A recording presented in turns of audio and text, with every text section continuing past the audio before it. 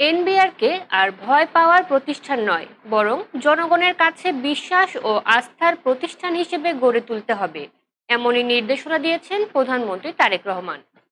মঙ্গলবার রাজধানীর বাংলাদেশ চীন মৈত্রী সম্মেলন কেন্দ্রে রাজস্ব সম্মেলন 2026-এ বক্তব্য দিতে গিয়ে তিনি বলেন, রাজস্ব ব্যবস্থাপনা হতে হবে জনবান্ধব, দুর্নীতিমুক্ত ও হয়রানিমুক্ত। প্রধানমন্ত্রী বলেন, অতীতে পৃষ্ঠপোষকতা, বিরূপ মনোভাব ও রাজস্ব আহরণে স্বেচ্ছাচারিতার কারণে এনবিআর প্রশ্নবিদ্ধ হয়েছে। এতে প্রতিষ্ঠানটির ওপর মানুষের আস্থাও ক্ষতিগ্রস্ত হয়েছে। তারেক রহমান বলেন, এখন এনবিআর এর ঘুরে দাঁড়ানোর সময়। করদাতারা যেন স্বাচ্ছন্দ্যে কর দেন, সেই পরিবেশ তৈরি করতে হবে। একই সঙ্গে যারা নিয়মিত কর দেন, রাষ্ট্রকে তাদের সম্মান করতে হবে এবং কর ফাঁকি দেওয়া ব্যক্তিদের যথাযথভাবে করের আওতায় আনতে হবে। রাজস্ব ব্যবস্থা আধুনিক করতে ডিজিটাল প্রযুক্তি ও ডাটা ভিত্তিক কর প্রশাসনের ওপর গুরুত্ব দেন প্রধানমন্ত্রী।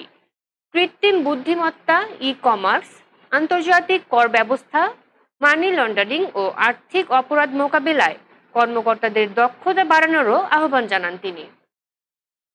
শুধু কর আদায় করলেই হবে না, ব্যবসা বাণিজ্য যাতে ক্ষতিগ্রস্ত না হয় সেদিকেও নজর দিতে হবে।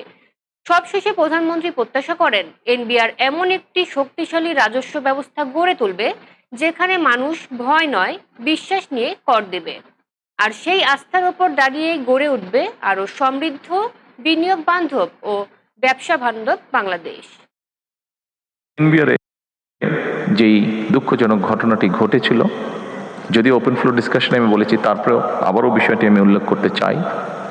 আমরা চাই সরকারে দায়িত্বে যারা আছেন, সরকারের বিভিন্ন কর্মকর্তাবৃন্দ, আমরা চাই আপনারা নিরাপদে স্বস্তি নিয়ে আপনারা দেশ গঠনে কাজ করুন। সরকারের অবস্থান থেকে আমরা অবশ্যই চেষ্টা করব দেশের স্বার্থে, দেশের প্রয়োজনে যে বিষয়গুলো গুরুত্বপূর্ণ সেগুলিকে প্রায়োরিটাইজ করতে। আসুন আমরা যে কোনো ধরনের বিশৃঙ্খলাকে পরিহার করার চেষ্টা করি এবং সেই জন্য যদি সরকার প্রয়োজন মনে করে, অবশ্যই সরকার ভবিষ্যতে যাতে এই ঘটনাকে পরিহার করা যায়, বর্তমানে যাতে সকলকে স্বস্তিতে কাজ করার পরিবেশ করে দেওয়া যায়, তার জন্য প্রয়োজনীয় পদক্ষেপ সরকার গ্রহণ করবে ইনশাআল্লাহ।